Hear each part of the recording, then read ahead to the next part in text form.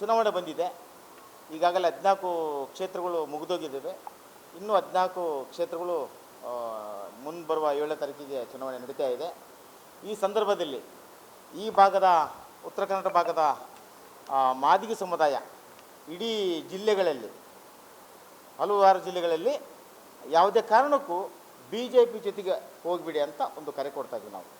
ಕಾರಣ ಇಡೀ ಸಮುದಾಯ ಅಸ್ಪೃಶ್ಯತೆ ನರಳದಲ್ಲಿ ನರಳ್ತಾ ಇದೆ. ಜೊತೆಗೆ ಸಮುದಾಯಕ್ಕೆ ಇಲ್ಲಿವರೆಗೆ ನ್ಯಾಯ ಕೊಟ್ಟಿಲ್ಲ ಕೇಂದ್ರ ಸರ್ಕಾರ, ಮೋದಿ ಸರ್ಕಾರ. ಮೋದಿಯಿಂದಾಗಿರುವಂಥ ಮೋಸ ಇಡೀ ದೇಶಕ್ಕೆ ಜನತೆ ಗೊತ್ತಾಗಿದೆ. ತೆಲಂಗಾಣದಲ್ಲಿ ಮಾತು ಕೊಡದೇನೆ ಉಪಸಮಿತಿ ರಚನೆ ಮಾಡಿ ಪಾರ್ಲಿಮೆಂಟಿಗೆ ಚರ್ಚೆ ಉಪಸಮಿತಿಯಲ್ಲಿ ಇಟ್ಟು ಸುಪ್ರೀಂ ಕೋರ್ಟಿಗೆ ಅರ್ಜಿ ಹಾಕುವಂಥದ್ದು ಏನಿತ್ತು? ಇದು ನಮಗೆ ದೊಡ್ಡ ಅನ್ಯಾಯ ಆಗಿದೆ. BJPಗೆ ಯಾಕೆ ವೋಟ್ ಹಾಕಬಾರ್ದು ಅನ್ನೋದಕ್ಕೆ ಕಾರಣ ಸಂವಿಧಾನ ವಿರೋಧಿ ಚಟುವಟಿಕೆ ನಡೆಸ್ತಿದ್ದಾರೆ. ಹಾಗಾಗಿ ನಾವು ನಿಮಗೆ ವೋಟ್ ಹಾಕೋದಿಲ್ಲ ಮಾದಿಗರು. ಇಡೀ ಜಿಲ್ಲೆಯಲ್ಲಿ ಸಮುದಾಯ ಏನಿದೆಯಲ್ಲ, ಅಸ್ಪೃಶ್ಯತರು ವಲಯ ಮಾದಿಗರು ಏನಿದಾರಲ್ಲ, ಇಡೀ ರಾಜ್ಯದಲ್ಲಿ ದೇಶದಲ್ಲಿ ಇವತ್ತು ನಾವು ಎಚ್ಚೆತ್ತುಕೊಳ್ಬೇಕಾಗಿದೆ. ಶೋಷಿತ ಸಮುದಾಯಗಳು 150 SC STಗಳು ಜನಗಳು ಸೇರಿ 150 ಸಮುದಾಯಗಳು ಕೂಡ ನಾನು ಕರೆ ಕೊಡ್ತಾ ಇದ್ದೀನಿ. ಕೇವಲ ಮಾದಿಗರಿಗೆಲ್ಲ, ಎಲ್ಲ ಸಮುದಾಯಗಳು ಎಚ್ಚೆತ್ತುಕೊಳ್ಳಿ. ಸಂವಿಧಾನ ವಿರೋಧಿ ಕೆಲಸ ಮಾಡುವಂಥ BJP ಸರ್ಕಾರವನ್ನು ನಾವು ತೊಲಗಿಸಬೇಕಾಗಿದೆ. ಇಡೀ ಕೇಂದ್ರದಲ್ಲಿ ದೊಡ್ಡ ಮಟ್ಟದಲ್ಲಿ ಭ್ರಷ್ಟಾಚಾರ, ದುರಹಂಕಾರ, ಅಹಂಕಾರ, ಆಮೇಲೆ ಸೌಹಾರ್ದತೆ ಇಲ್ಲದೆ, ಸಹಬಾಳ್ವೆ ಇಲ್ಲದೆ ಇಡೀ ದೇಶವನ್ನು ಒಡೆದಾಳುವ ನೀತಿಯನ್ನು ಮೋದಿ ಸರ್ಕಾರ ತರ್ತಾ ಇದೆ. ಇಂಥ ಮೋದಿ ಸರ್ಕಾರ ಬಟಾಲಗಳನ್ನು ನಾವು ಸೋಲಿಸಬೇಕಾಗಿದೆ.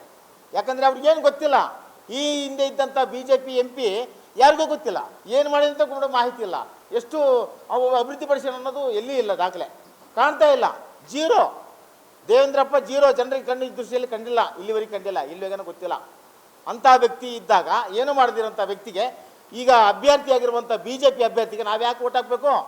ನಮಗೆ ಮೋಸ ಮಾಡಿರುವಂಥ ವ್ಯಕ್ತಿಗೆ ಅಥವಾ ಪಕ್ಷಕ್ಕೆ ಅಥವಾ ಈ ದೇಶದ ಮೋದಿ ಅಂತ ಮಕ ನೋಡಿ ಓಟ್ ಹಾಕಂತ ಕೇಳುವಂಥ ಜನಗಳಿಗೆ ನಾವು ಕರೆ ಕೊಡೋದಿಷ್ಟೇ, ನಾವು BJPಗೆ ಓಟ್ ಹಾಕೋದಿಲ್ಲ.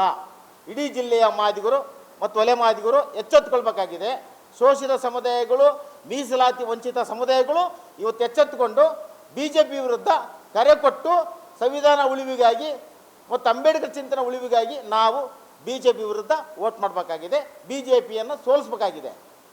ಆದರೆ ಇಲ್ಲಿವರೆಗೆ ದೇಶದಲ್ಲಿ ಆರ್ಥಿಕ ಮಟ್ಟದಲ್ಲಿ ರೈತರ ಮತ್ತು ಕೃಷಿಕ ಕಾರ್ಮಿಕರ ಎಲ್ಲ ಸಮುದಾಯ ಭಾಗಗಳಲ್ಲಿ ಒಂದಿಷ್ಟು ಪರಿಣಾಮಕಾರಿ ಕೆಲಸ ಮಾಡಿಲ್ಲ.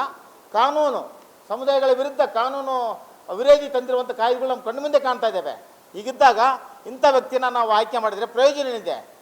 300-400 ಕೊಟ್ಟರೆ ನಾವು ಸಂವಿಧಾನ ಬದಲಾವಣೆ ಮಾಡ್ತೀವಿ ಅಂತೇಳಿ ತಮ್ಮ ಸಹಪಾಠಿಗಳಿಂದ ಹೇಳಿಕೆಗಳು ಕೊಡ್ತಾ ಇದ್ದಾರೆ. ಮೌನವಾಗಿ ಇದನ್ನು ವಿರೋಧ ಮಾಡೋಣ, ಯಾರು ಬಹಿರಂಗ ಆಗಬಾರ್ದು ಅಂತ ಭಗವತ್ ಹೇಳಿಕೆ ಕೊಡ್ತಾನೆ.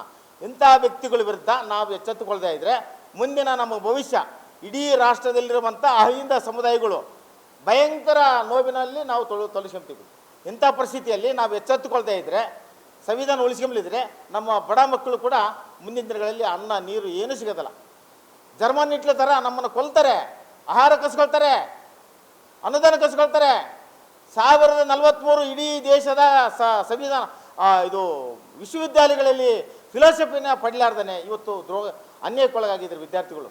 1043 ದೇಶದ ವಿಶ್ವವಿದ್ಯಾಲಯಗಳಲ್ಲಿ ಫಿಲಾಸಫಿ ಕಟ್ ಮಾಡಿದ್ದಾರೆ. ಇಂಥ ಒಂದು ಕೇಂದ್ರ ಸರ್ಕಾರವನ್ನು ನಾವು ಮತ್ತೆ ಆಯ್ಕೆ ಮಾಡೋಕ್ಕೆ ಕಳಿಸ್ಕೊಡ್ಬೇಕಾ? ನಮ್ಮ ಮೇಲೆ ನಾವು ಚಪ್ಪಡಿ ಕಲ್ಲನ್ನು ಏರಿಸ್ಕೊಳ್ಬೇಕಾ? ಇಂಥ ಪರಿಸ್ಥಿತಿಯಲ್ಲಿ ನಾವು ಇಡೀ ಜಿಲ್ಲೆಯ ಮತ್ತು ವಿವಿಧ ಜಿಲ್ಲೆಯಲ್ಲಿ ನಡೀತಕ್ಕಂಥ ಉತ್ತರ ಕನ್ನಡ ಭಾಗದಂಥ ಮತದಾರರಿಗೆ, ಸಮುದಾಯಗಳಿಗೆ ನಾವು ಕರೆ ಕೊಡ್ತಾ ಇದ್ದೀವಿ.